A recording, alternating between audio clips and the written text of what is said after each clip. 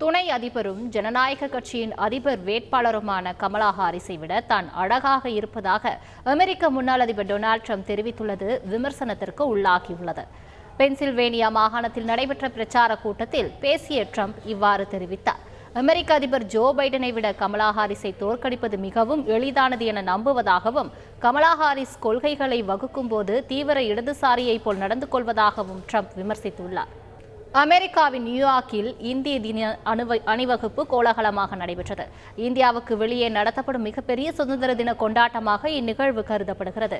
இந்திய கூட்டமைப்பு சங்கங்களின் சார்பில் நடைபெற்ற இந்த அணிவகுப்பு இந்திய கலாச்சாரம் மற்றும் பாரம்பரியத்தை பறைசாற்றும் விதமாக அமைந்தது.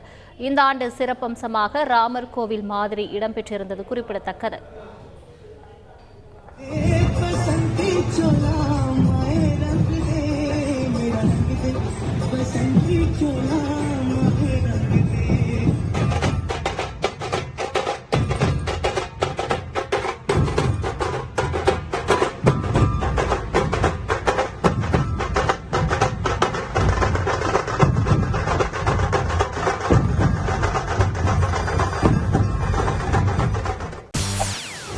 செய்திகளை உடனுக்குடன் தெரிந்து கொள்ள உடனே சப்ஸ்கிரைப் பண்ணுங்க.